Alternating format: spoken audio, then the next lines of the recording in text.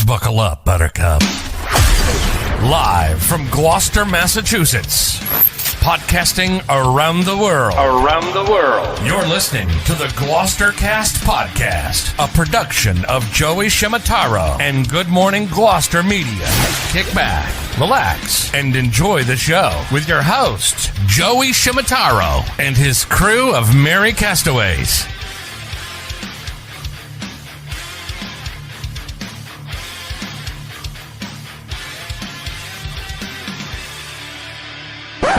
No piping plovers will be intentionally harmed in the production of this podcast.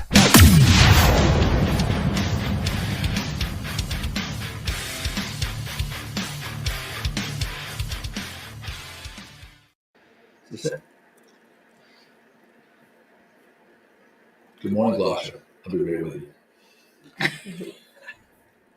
Where are we? I don't know. I can't. It's looking live on this end. No, I know it's live. I'm trying to grab the link. I'll be right with these people. The last minute of getting ready for live broadcasting is always a little frantic. So. No, it's all good. It's a little foggy. It's just fog. It's the fog out here. Yeah. Beware the mist. Beware the mist. Exactly. Yeah. If not, we'll just go. All right. Right here. Oh, there we go. Hi. There we go. And we're live here.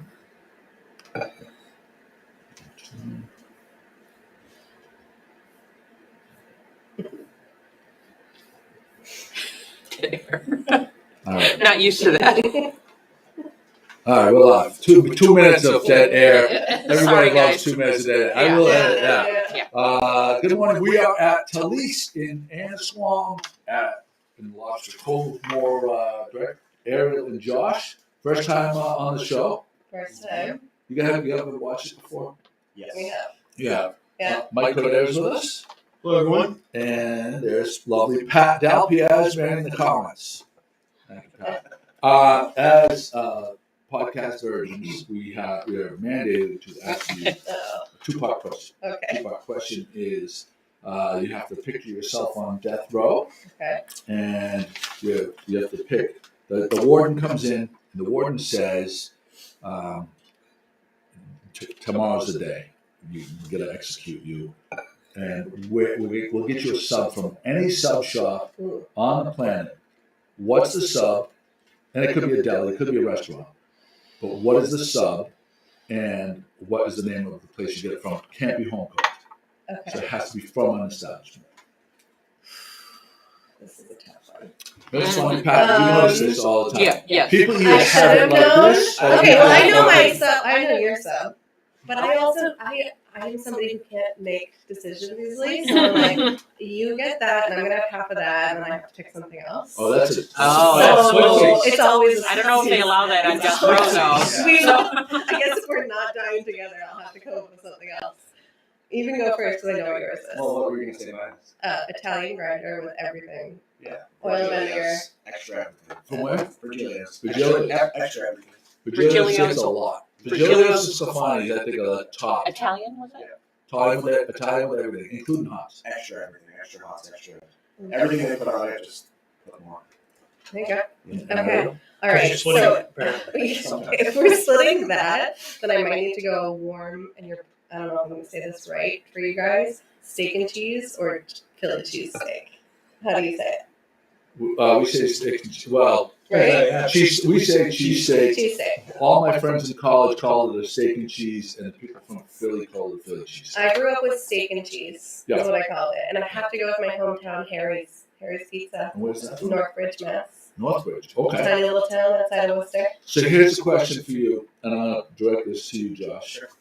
Is she the type of wife that says, I'm not hungry, and then always eats half of you, or a quarter to a half of your food?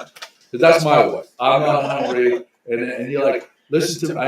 This is my move. I'm like, listen to me right now. I want to eat all of my sub. I will buy you 3 subs, even if you're only going to eat one bite, but I don't want you to eat my sub. I'm curious. I'm going to say no, only because we're we over order Always. to a detriment. Yeah. All right. Yeah. Yeah. That's solid. Yeah. That's solid. All right. Yeah.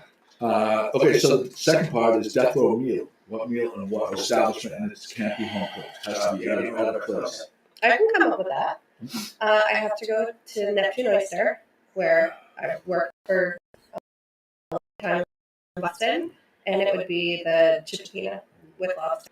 It's like spicy clams, mussels, shrimp, delicious. Ooh, dessert.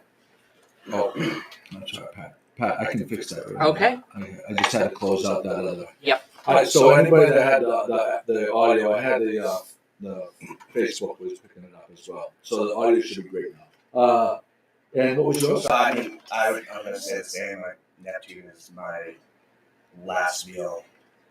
Anytime, anything raw there, and And a Johnny cake I too. always get a Where And Johnny. a Johnny cake. What's a junk cake? It's a shortbread? cornmeal. It's like Yeah. a cornmeal pancake, and they cook it with honey butter, so it's like salty, sweet. But it's very thin, and they cook it in a cast iron pan, so it's crispy. It's Oh, top wow. of it, top of it smoked fish, creme fraiche, and caviar. It's. I remember the first time I ate it, I actually was like, "What am I had?" It was perfect. It was the first time I tasted something right away. That was perfect. I had. Why is it taking you so long? Is that why you're upset? Yeah. He's like, Well, now that he doesn't think of it. Well, no, it's not, well, it was almost like mind-boggling. It was so perfect. I had a similar experience with pizza in South Boston on Toronto Street, a place called Pico. We love We used to go to Pico all the time. We lived right on the street. We lived on Chandler Street. that. Was yeah. That was our spot. I ate like literally the first slice. I was shaking my head. I was with my wife, and I was shaking my head. She goes, "What's the matter?" And I'm saying, "I don't know if I'm ever gonna have another pizza experience this good." It's so good. That I restaurant went was there perfect. 3 times in 1 week. Drove from Gloucester there just for this. I remember we would go there and you'd see. I never met the chef there. I don't know if he was chef owner or just chef, but he was older dude. You just see him back there. He'd taste something, taste it again, gather all the cooks around him, make everybody taste it, shake his head, everybody walk away, go back to like working, then they go back, he tastes it again, and then make everybody come taste it again. It was just like one of those things where it's like you see the care. Some of these places have the starter, and they're using like natural. Mhm. What do you call that? Like a natural leaven. Natural leaven, and they've been using that same starter for decades, or 6 years, 10 years. Yeah. They're pulling off that to start their dough, which is always amazing to me. So you guys have so a little bit of where we are right now. We are in Lobster Cove. It used to be a little marketplace, and then it was Nico and Amelia from Short Maine. I didn't say it. Yeah. I didn't say it. Short Maine. Open. What's my? No, me. It's me. Okay. I goofed. They opened this place up. What year was that? 2000. It was I was looking at 10, I 10. think, or 9 or 10, because they had 10 Probably seasons 10, before we 2010, started. I think. Yeah. Yeah, because I was here with my ex-wife, and we've been together for a while.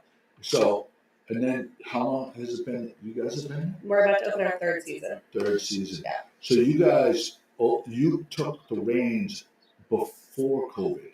Right as COVID. Right as COVID was We starting. were, Yeah. we were in Mexico. We were like on one of the last flights before they diverted everybody to like O'Hare. and March. LaGuardia. Yeah. LaGuardia. I was in Barcelona. We didn't know if we were getting home. I knew that feeling. Like, the airport security, when you went there, was like not much. Yeah. On the way back, like they were like scary Yeah. trying to get home. Yeah. So now kind of coming sort of out of COVID, not having to wear masks all the time and stuff like that. Do you feel like you're battle scarred and like you complete like everything from here on out is like gonna be easy? We definitely had to roll with the punches a lot the first 2 seasons. Even last year, which feels like it was different than 2020, but it wasn't that much different in the beginning. We still had the barriers up and tables 6 feet apart and all the masks and everything. So this is our first season opening with hopefully normal rules. Correct. Yeah. So It's almost funny opening in a normal way. Right. Yeah. That's what I was thinking, like from here, like just everything's just like this. Yeah. Well, I mean, that being said, I always say, owning and being a chef owner and owners of a restaurant is, I think, the most difficult job on the planet because there's so much to think about. There's so many moving parts, people that you have to, there's a million people you have to accommodate and placate and fresh, make sure you have enough ingredients. They're all fresh, not too much, not too little. It's insane what you guys go through. I would be remiss if I didn't say happy birthday. It was your birthday last night. Yeah. Thanks, man. Yeah, there you go. There you go. There you go. So I just want to say this. This is something, and there was an article in the Boston Globe, and I mentioned it yesterday. Yep. Before I knew about the Globe article, that there is I'm going to just go down the list.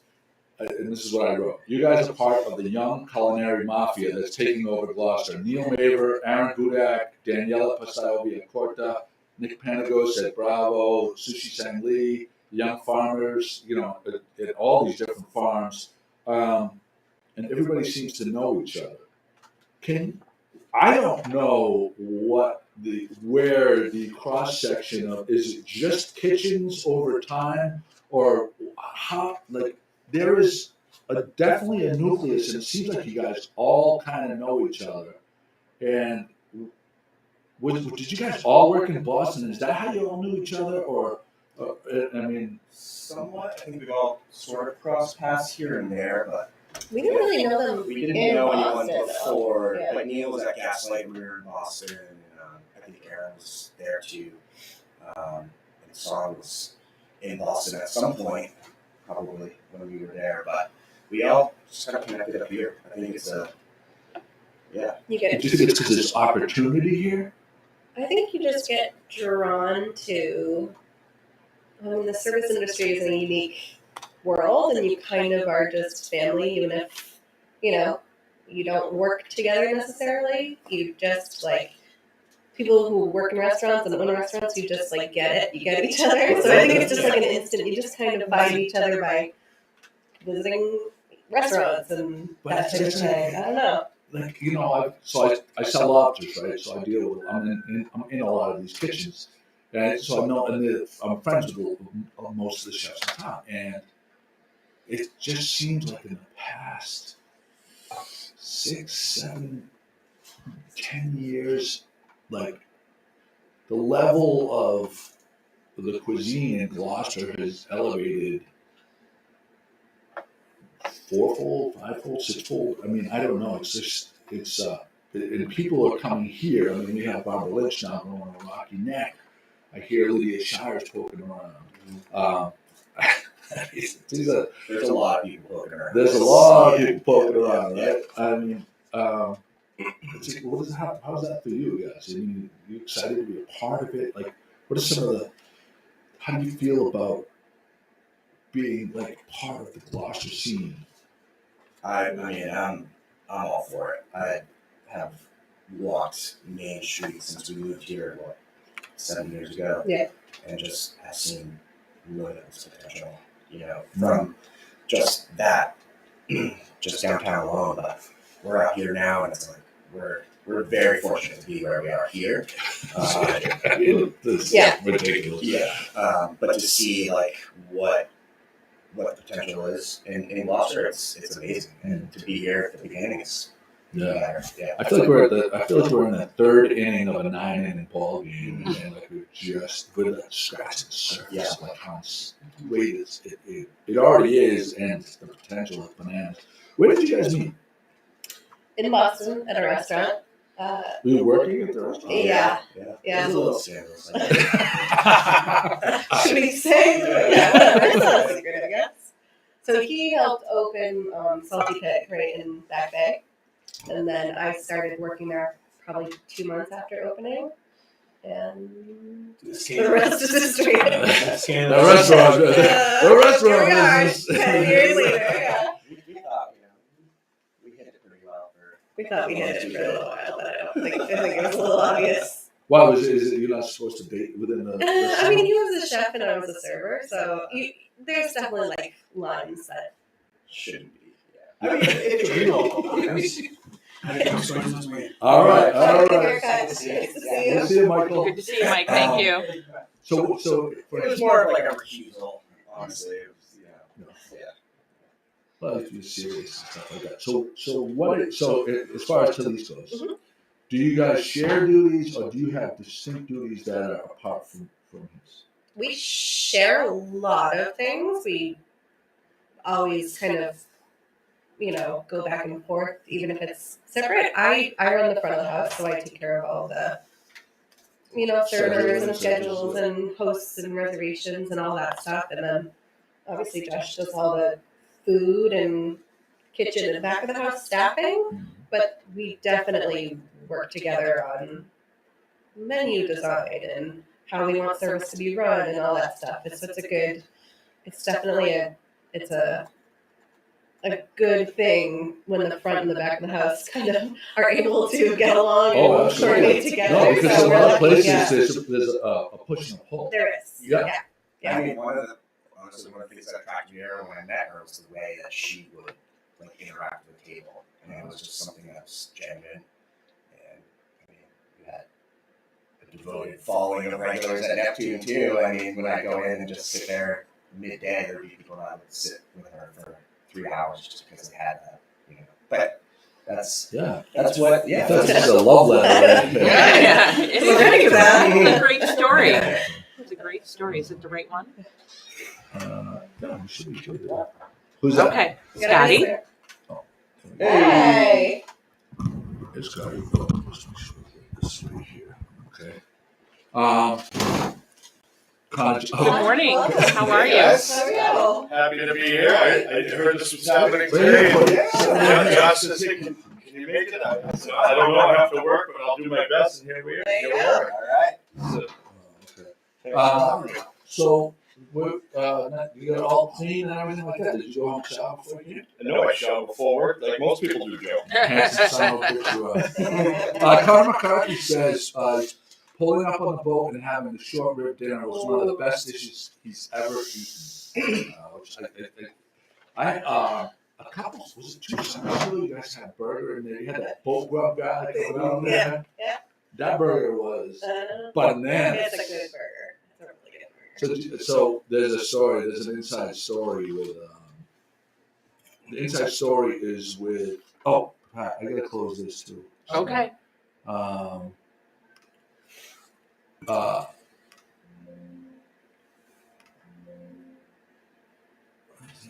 What? Can I help you with something? Hey, ladies and gentlemen, that's what we call dead air in the biz. Okay. Oh, I'm good now. All right. Here we go. All right. No. So that boat road guy's not doing that anymore. No, so like we kind of said before we started during 2020, which was we pretty much had to change our entire plan, and we were like, okay, how do we do takeout only? Right? Did we do takeout only in the beginning? We thought so, and then we were able to do the weekend dining. before we opened, they allowed outdoor dining again. So when we started, we could only do outdoor seating. There was nothing indoors. And it's not bad outdoor seating to have. It's not. But yeah, no, that was that kind of came through like conversations where like, what are we gonna do? I mean, it was takeout only. So we were like, okay, well, have some marina. People are definitely still gonna come here for gas, and we were talking with it was Bud actually. He was like, Dirt. Bud's a neighbor. Dirt used to have Dirt's dogs out here. He would sell hot dogs, and so we were like, well, we'll just run lobster rolls over a wing sheet. And then one day, Hugh he walked in. He's like, I have this idea. I have a business plan. And I was like, well, holy shit. Yeah, we were just we just talking about this. So yeah, we partnered with him. It was good. Yeah. He did a great job. We had him on the podcast. He was one of the people just really responded to that kid because he was so energetic. Yeah. He's a go-getter. Yeah, He's he's a a go-getter. Yeah. That's why we were just like, okay, he's got his stuff together. He just came over. Great. Perfect job You got your boat. for a younger guy. Yeah, you know, yeah. bouncing around, Yeah. girls in bikinis. Seriously, he's on a boat in a bathing suit delivering burgers and lobster rolls. Well, Not a bad What's- summer. Not a bad summer gig. What's one of the biggest misconceptions that people have about this place that you want to squash right away, that you've found since you've opened that people might not know or they might expect the place that was here before you? What should they expect now, or a misconception that you kind of want with the rest? Go ahead. You want me to? Okay. I don't know if it's a misconception. We're not, so the market was here for 10 seasons and obviously did an amazing job and brought this place to just a whole nother level.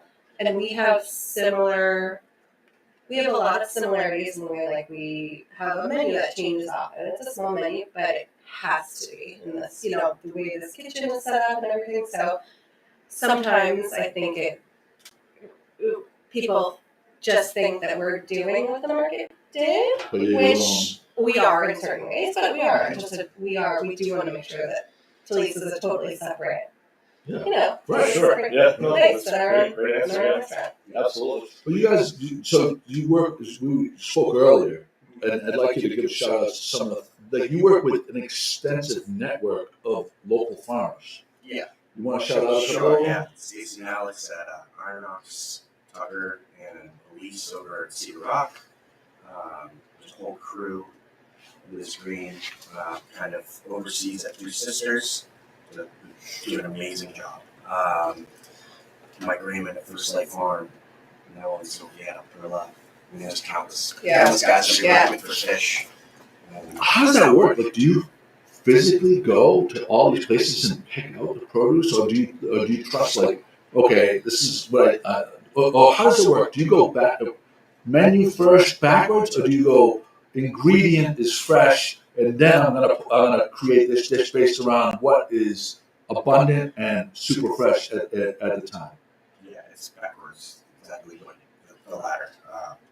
I get what's available, and I write it all down and figure out how much to order, and then I just start there. I have mostly notebooks that are just orders, announced ingredients in there, every twice a week, things like that. So it just sort of happens. So I used to be in the fish business, and now we're just lobsters, but we used to handle tremendous amount of fish. And there are seasons when it's like summer flounder season, yellowtail flounder, dabs, and then it's codfish season, pollock season, monkfish season. Boats are targeting monkfish, and there's just a tremendous amount of monkfish coming in, and the price is, say, okay, just for shits and giggles, say it's $1 a pound because there's so much coming in, and then in a different part of the year it may be $6 a pound, and it always amazed me how, like, if it was me, I would have, like, there was a lot of places that never changed their menu, and I'm like, they could be taking advantage of, like, there's times of the year in the spring where the flounders were, and these fish were so beautiful, the glaze on them, like, because you could hold them by the tail and they'd stand out just like this, just gorgeous. You'd lick them because they were so, like, fresh and clean and not disgusting. They're just beautiful, beautiful Is products. lick the fish going to be the new Chuck Maybe, but I'm trying to get a point across. It's like, literally, like, these fish were available for a great price that, like, in my head, there isn't a restaurant within 100 miles that shouldn't have this on the menu because there was so many coming in. We were filling up box trucks full of them and sending them into Boston to get filleted and then shipped out and stuff. Yeah, I mean, when I first started cooking in Gloucester, I was really frustrated that a lot of fish would get landed here and then go down to Boston. Yeah. And then come back. Right. Yeah. What the hell's going on? Oh yeah, yeah. Well, it's hard because I'll tell you, I'll give you my perspective on that. because of the regulations and how they made things so seasonal, and because of Boston's distribution ability to distribute as a hub, that's why, like, and the way you have to hire people, you have to pay their salaries, and you have to pay for their insurances and stuff like that. Boston could get fish, off of planes, because they get haddock up from Newfoundland, like on a daily basis, like, and it's beautiful fish. So they could have a nucleus of a workforce and people coming there, as opposed to the end of the line, Gloucester. Oh, yeah. So that's why it's difficult to have processing in Gloucester. It's more of a offloading place. It's on a small scale, but like the amount of fish that like you use, or all the restaurants combined, compared to the amount of fish that gets landed here, like it's even these another example is like the CSF, the consumer, what is it, the shares, you buy the shares of Like a CSA? but CSF for Oh, fish. fish, yeah. Cool. So I saw the list, right, and they would have say 30 or even say 100 people getting 5 pounds of haddock, right? That's 500 pounds, and it may sound like a lot, but like we're landing 40,000 pounds. Like my wharf is landing 40,000 pounds. You know what I mean? And then there's Ocean Crest, and then there's John Wright's, and then there's other wharves. So there's like it's a nice story, and it's great for the consumer to get that direct access, but it's not moving the needle as far as how much fish is going. Those fish have to go across the country, because if you tried to jam 40,000 pounds of fish The in market won't be Gloucester, able to. the market would collapse. It's just a little aside. But so so when you being on the water here, do you feel compelled to use more seafood? Is your menu seafood rich? Would you say? Yeah. Definitely, it's the backbone. Everything we do. And what would you say some of your favorite fishes to cook with? I mean, being here and working with some of the local guys, I mean, it's tuna, lobster, bass, gray sole, like all that sort of flat round fish, haddock, hake. So I mean, I'm not particular. I love it all. Yeah. I mean, we get tons of mackerel when they start. And there's stories of like just being right out here around the lighthouse where you could drop a net in the water and just throw mackerel in the back of your boat. 100%. Yeah. That being said, to Joey's point on feeling compelled to have that fish here, the recipes that you're using for those, are those made up weekly, or are these like grandma and grandpa's that you stolen from them and you're making them your own, or like what's different on the Talise menu than any other seafood restaurant in Gloucester that stands out? I think it's just really probably overthink it to a detriment, but I just really try to treat it with respect. I kind of just, and it's really more of a spontaneous thing when we're, I mean, if we're doing tuna one day, that's been planned, because I got Kyle, he's 90 miles out, he calls me from a satellite phone, he's like, I'm coming back, I've got 3 perfect tuna for you, the rest is going to New York, and then via New York to Japan, and then, but there could be somebody that we get, and they're like, we got striped bass now, we got this, we got that, so it's very, it's just a technique based, so everything, I try to just treat everything, work really cleanly and appreciate the what we have in front of us, especially when you know who caught it or who grew it. So you feel a little bad if you throw something away or. And that's badass to have that satellite phone connection. It'll be like next to the table. Like, It's exciting phone call. I mean, honestly, I was like, it's funny because like when I was a kid in culinary school, I heard this story about Jasper White. Jasper White was, funny enough, like the opening, like first real chef at Shit Meats. and there's some history there, I think, for another time. But there was a story when he kind of outgrew himself. He overextended. He went to Vegas, but he would be in Vegas. He'd be on a satellite phone with fishermen. And I just remember thinking how cool that was. And then like one day I found myself doing the sailing. I was like, oh, I'll just call it from the satellite phone. I was like, oh my god, this is like, So the viewers that are watching that may not be, because we have worldwide viewership, then that's exciting for them to hear the process of how that happens, Yeah, it definitely is. How difficult is it to, season's coming up. There's probably 10 restaurants in Gloucester, all opening at the same time seasonally.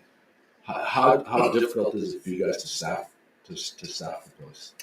We've been very lucky. The first 2 years, we had a really small staff, and we have my sister and a couple of girls that have pretty much become my sisters have worked with me, and I've had a very, very small front of the house. This year we're expanding a little bit because it's kind of, like I said, a new year, new season. But we're very fortunate. I think people have reached out knowing that it's a unique place and that it's just exciting to be on the water. And when they kind of hear what our mission is and how we like the style of food and drink and stuff, you find people that are more passionate about food and not necessarily just looking for kind of a summer gig, Right. So it's not a we're bad just, office to come to. it's really not a bad view. It's more than an office, though. I think it's their vibe. Yeah. You don't want to work for a jerk. These two are you can have it. He goes to the nest every day. He's our people. These are our people right here. Where's the wine? Yeah, absolutely. I pulled up my over here before, and I talked to you back and forth in the banter through the kitchen. You're rocking, and you're not missing a beat, but you're still engaging with the customer from the kitchen. And I thought that was really cool. I think we just like what we do. Yeah. So it's easy to, I think, people can be drawn to that, and it's easy to tell right away if they're gonna kind of fit with our vibe or not, and we just hope to have fun. That's awesome. Yeah. No, it's really nice. You're absolutely right about the comment you made, though. It's not so much about the office; it's about the vibe. Because no names mentioned, there's certain venues that I will not go into, no matter how good the food is, because the vibe in there sucks. No names mentioned, but I stay clear of that place, no matter how good the food is, or if my buddies are going or not. I just don't feel like supporting that place. But this place, I like. So it's funny. We were in Delray, and right across from our hotel room, there was a place. There was a organic cafe. I'm trying. We've been poisoning ourselves for 3 days. We gotta stop eating tater tots. We're gonna go get an acai bowl, and we're gonna do a little cleanse action or whatever. So walk in. There's 3 people working there. 3 of them with hatred on their face. There was nobody vibing with anybody. Not one word was said. Take the order with a scowl, and the girl's trying to make the thing. The guy comes up behind her without even saying anything, grabs the blender thing out of his hand, starts shaking it. That's how you do it. And I was like, oh my god! I can't do it. It makes me so uncomfortable. I just don't even want to. We've had to leave restaurants where she's had the secondhand anxiety from just she'll feel it right away, which is really cool. We'll walk into it. We can't do this. No, There was another restaurant. This is about 15 years ago. I was in, and I was friends with the owner. So I think that the staff, they shouldn't have felt comfortable doing this, but they felt comfortable. They were arguing in front of me, and I'm at the bar. I'm a patron. I'm gonna pay my bill. And I was like, I told my buddy after tonight, I don't want to be around him. This is no one wants to hear that girl's not pulling her job. Figure it out behind the scenes, but no one wants to hear that, right? Yep. Nobody wants to hear that. Yeah, but I think service. That spreads just as quickly of how good the dish was. That spreads just as quickly. So why would you not portray a good vibe anyway? So what are the rules as far as the dock, pulling up on the dock? Are there any specific rules that people should know?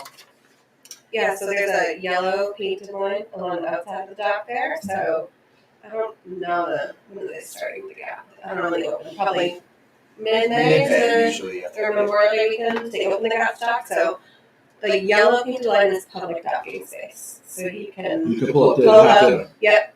No. Yes. Yeah, and nobody really does it, but you could tie off the other boats. I mean, it's the yellow line, but you know.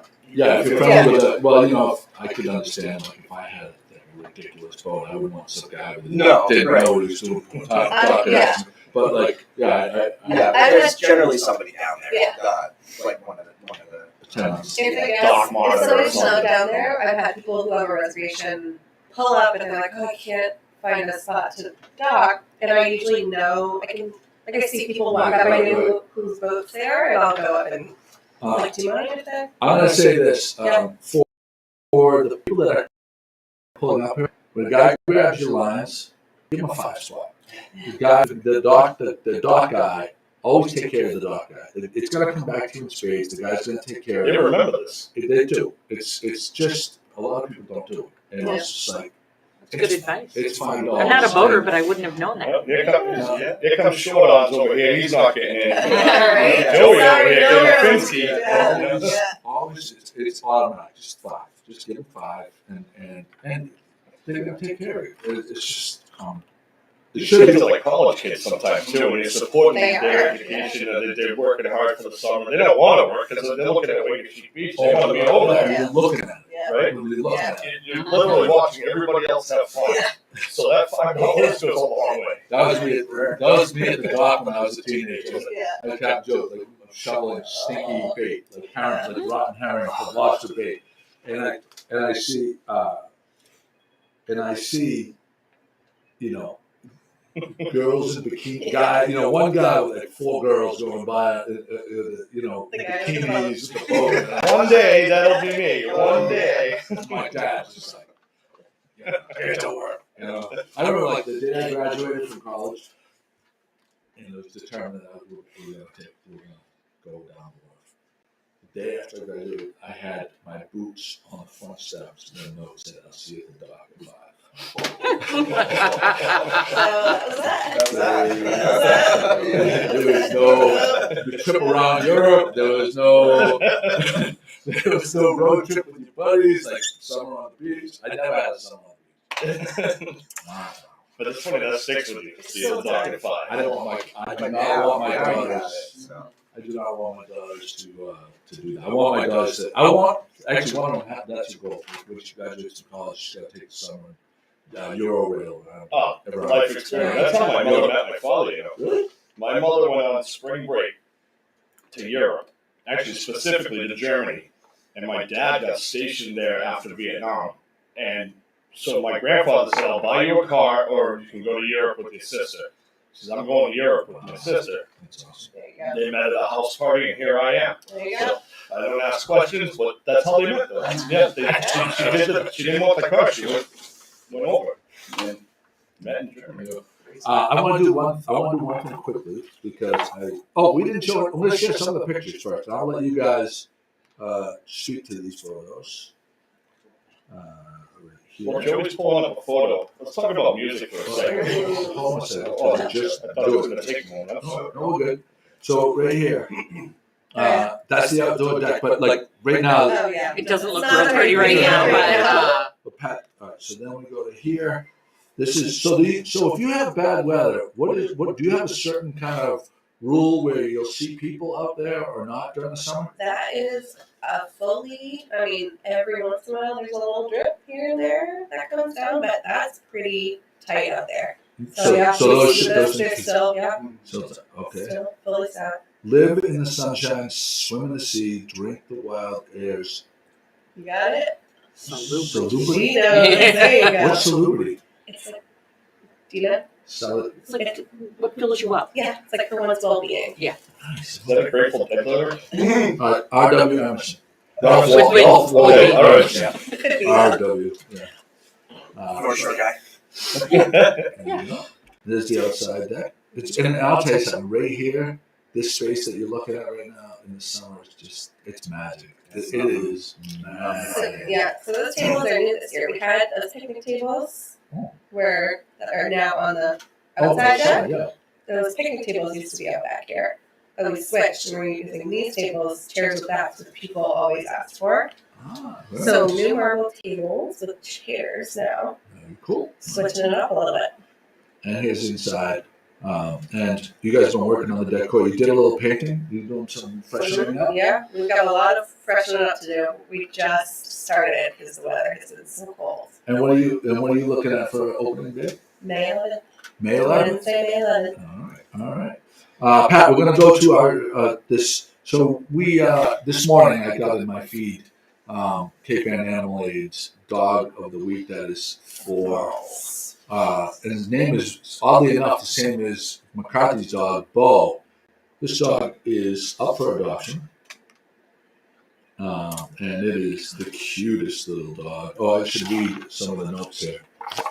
That's why I put the notes together, right? Yes, that is why. Bo is a local surrender, 1 year, 8 months old, looking for his perfect match. He is a loving pup who enjoys being with his people and also loves all the other dogs he meets. He does have his reservations when it comes to strangers, though. He can be reactive towards people he doesn't know, so his new owners will need to continue working on this with him. Because he loves other dogs so much and doesn't love being left alone, he's looking for a home with another dog to keep him company. Thank you, Pat, for putting up the link. Did you put that in?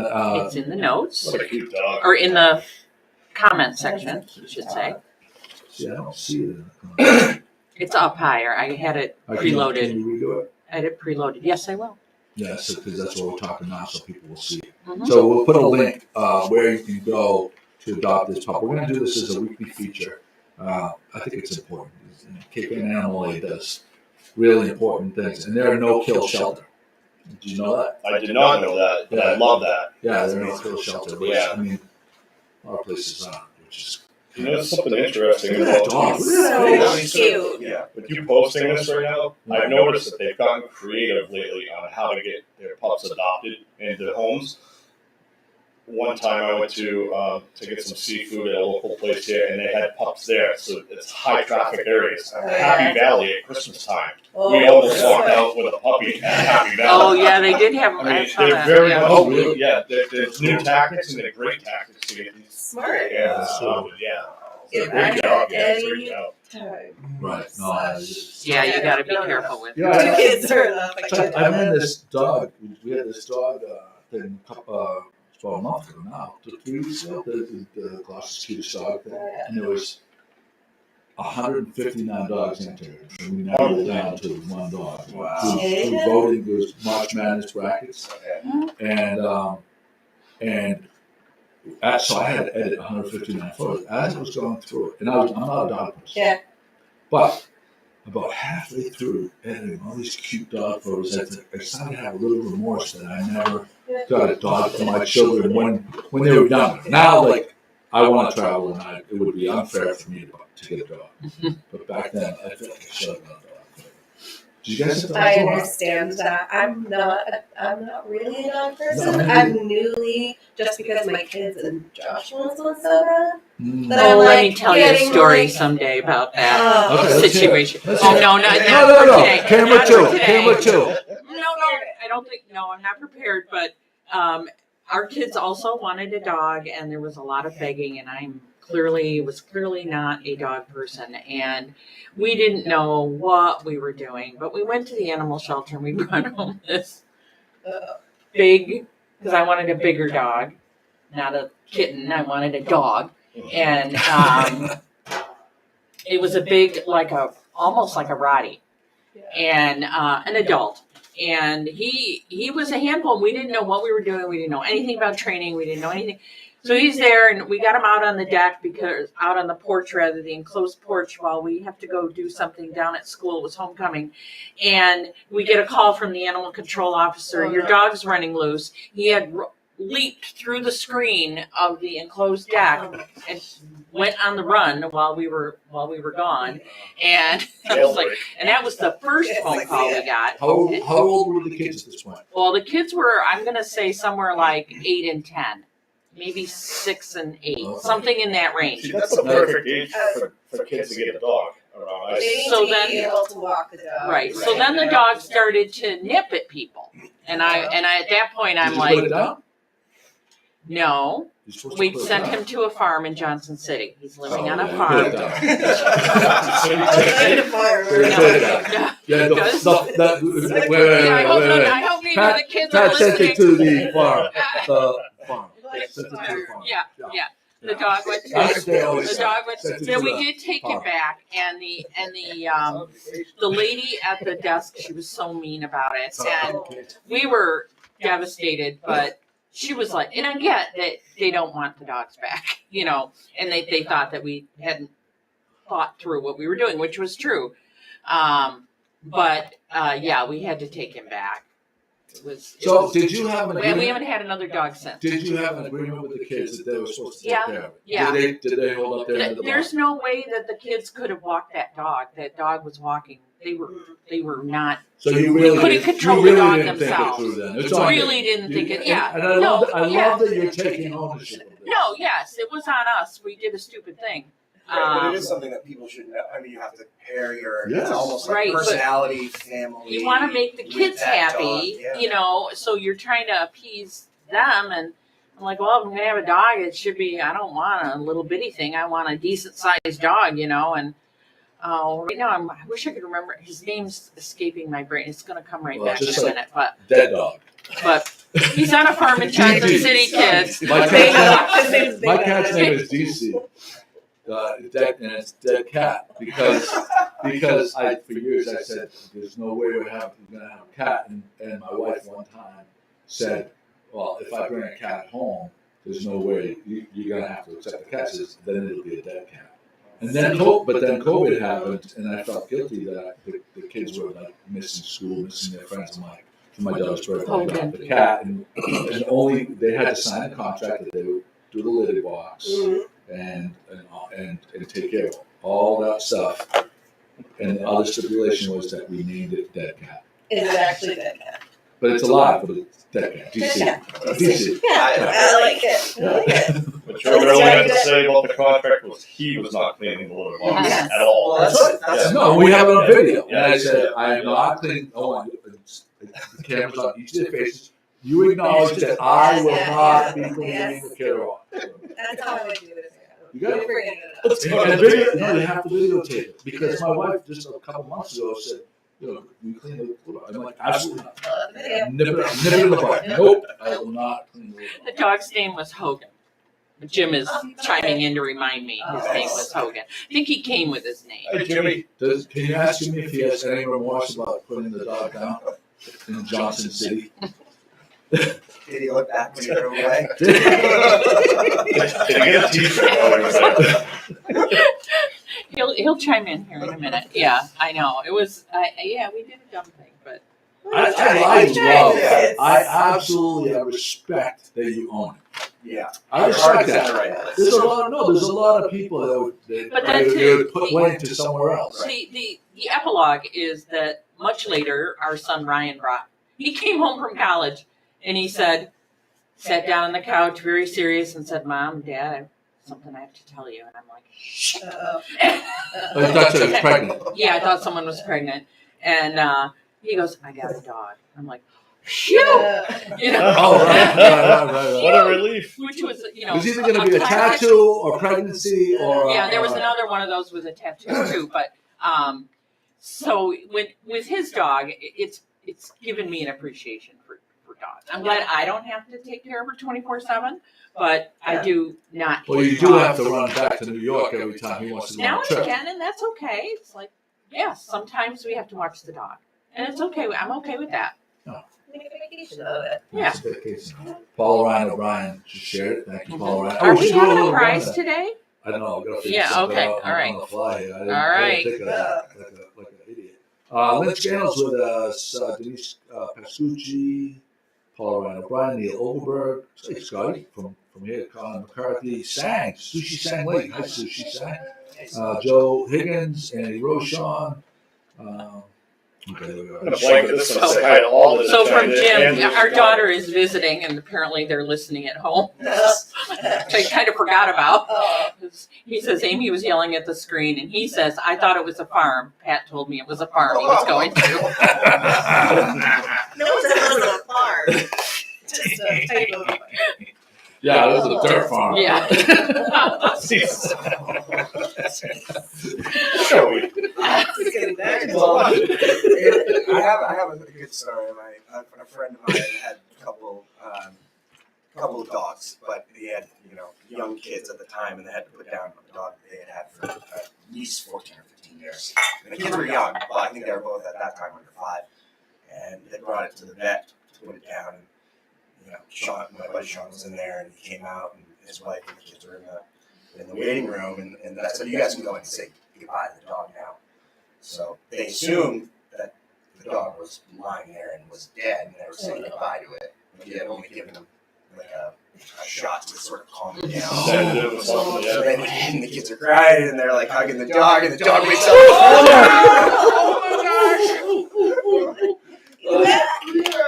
So just hopefully that makes you feel better. Wow, imagine that. Yeah. Start for life. Andy, just sleeping. So I'm going to ask you guys, okay, for the viewers and for you guys, we have a question here. What type, from 1 to 5, what type of chicken wing eater are you? I know. Well, I'm going to write mine down. I'm going to have everybody write this down. You write yours down. Well, you're going to see it. And I'll see it. Okay, you guys write yours down. All right. The big reveal. So you can see this, right? I mean, that's Yeah. So I have a question. I didn't know what type of chicken. Flavor, or is it bone and wing? I can't see from that far. Okay. So you're saying, do you eat it or do you not eat it? How do you clean when you're done with your chicken wing? Which What one does it look like? Yeah. What does the plate look like when it's There's no choice. There's no way around it. All right. Pat, did you write yours down? I did. All right. I'll just, you can ask me, I'll say the number.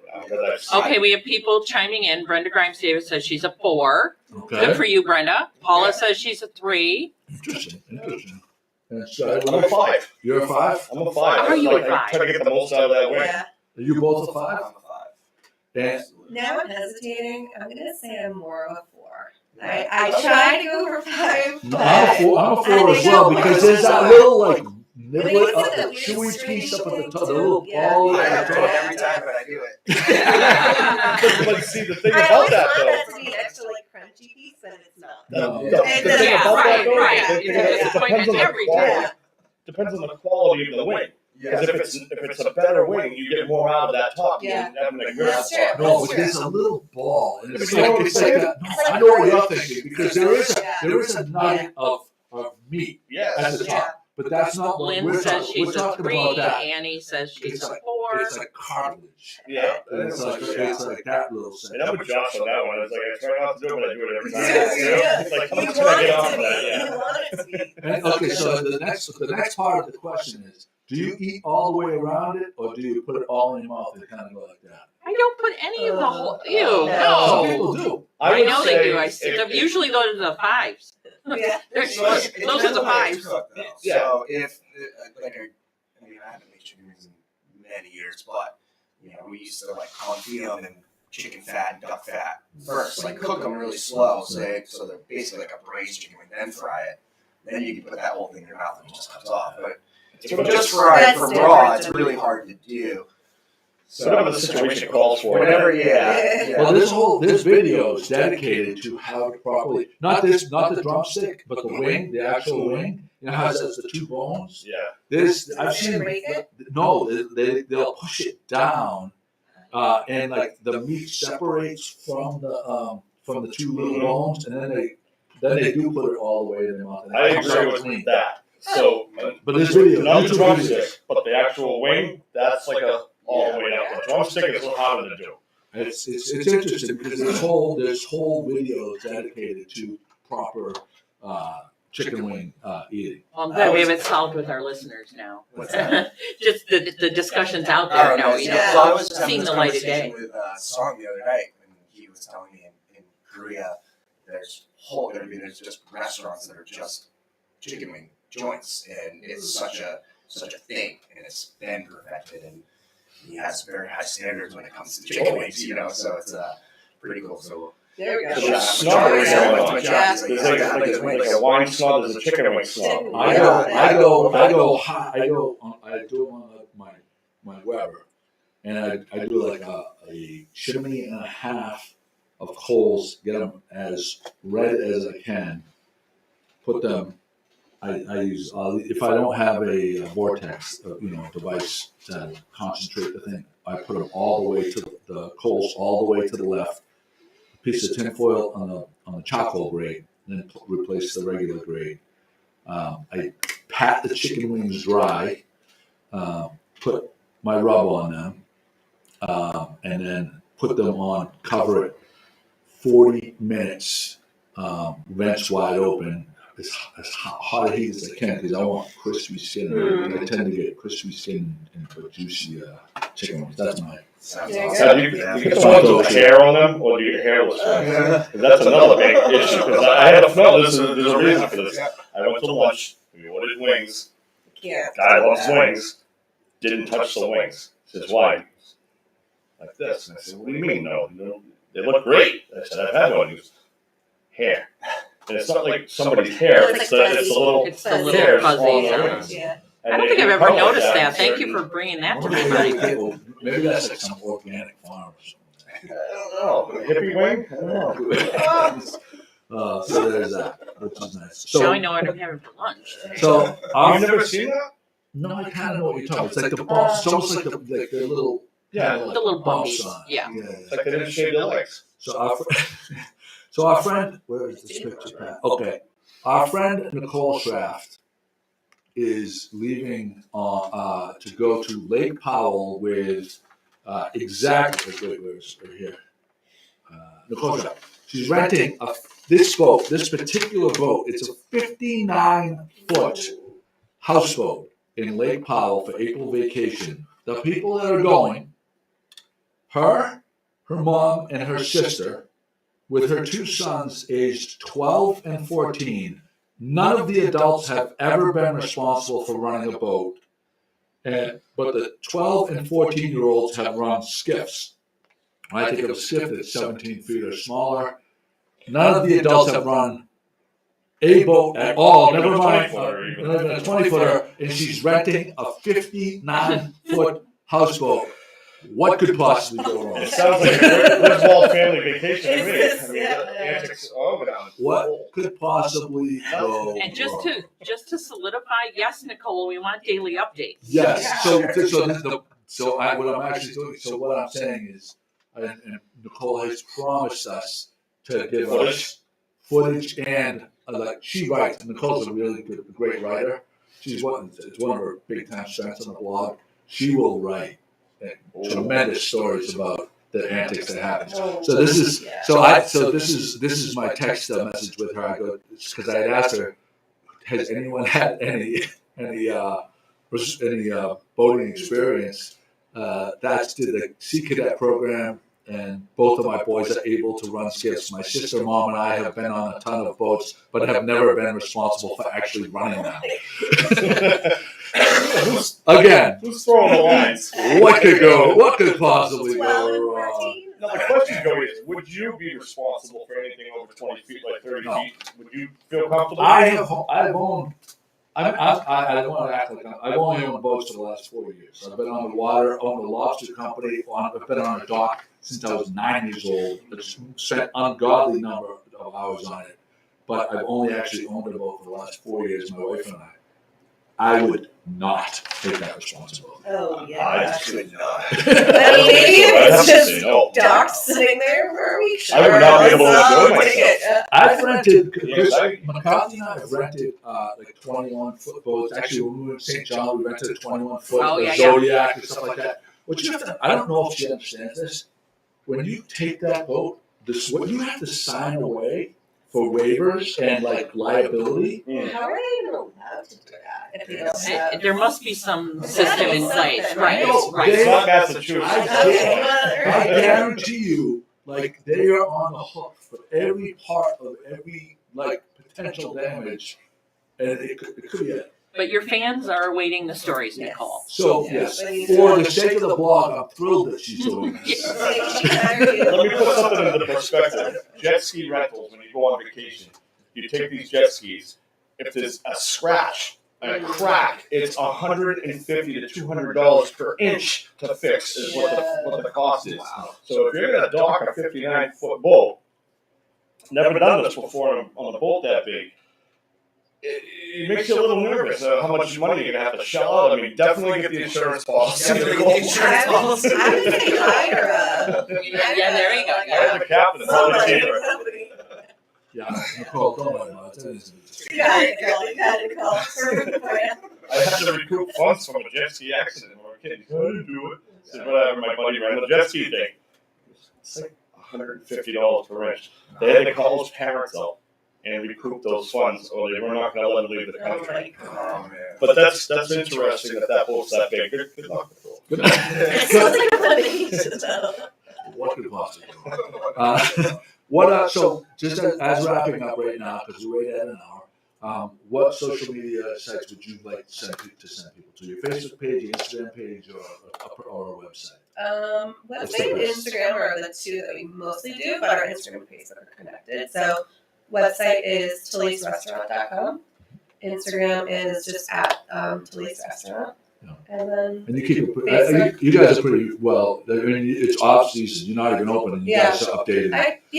I'm trying to start to pick it up a little bit more too. But as soon as things get going and there's more, got a lot of physical work to do in the space over the next month. And then So we have a link right keep there. updated. We have a link right there, and you guys will be able to click on that, follow their social media, and then anything that's happening that's special, you'll be in tune with that. Do we have to have a prize? Right? What are we gonna do? I gotta have something. Slightly used chicken wings. Number 4. We'll go on vacation with Is there something? Something? Hold fast. I think we have a soap thing down the way. All right. We'll have a potluck prize this time. Yes, and I'll determine. You know what? Mystery prize? No. 10 golf balls. Okay. 10 golf balls. That's our default. That's gonna be our default. All right, 10 golf balls. Slightly used. How many shares do we have? It's 6 right now. Let's see. Okay, we're gonna do our pick. I love your music selection here, is what I meant to say earlier. So if you wanted to add one thing to the ambience of being here on the water, we always have jukebox wars, and who's going to select the music, and you can tell who's playing good music when good music is on, and he's always involved with good music. Oh, really? So when I came in for the luncheon or brunch that day by boat, and the music selection was great. So, I mean, that's something to look forward to. There you go. All right, 1 to 6 for the 10 golf balls. And you'll be able to pick those up at Arts Abound. Yep. Not till next. In a few days. Well, By Sunday. I've got to get to them from you. So, yeah, probably by Sunday. By Sunday, okay. And number 1 again. It was one yesterday. Denise Goulart Pessu. Denise Pescucci. Yeah. There you Golf go. ball. Denise, congratulations. Congratulations. Golf balls. Congratulations. Get that going for you, which is Nice. nice. Thank you. All right, we're going to go out with that. Thank you guys for having us. Thank you. Can't wait. We are going to be eagerly hawk-eyed on your Instagram page, and hopefully we can all get out here and have a nice meal. We'll be coming by boat too, so that'll be fun. Maybe by pontoon we can all fit. That would be fun. And 1, 2, 3, 4. Little town with big news. 411 come get the scoop. Wake up with Joe and the rest of his crew. It's good morning, Gloucester, to you. Oh, it's good morning, Gloucester, to you. I say good morning, Gloucester, to you.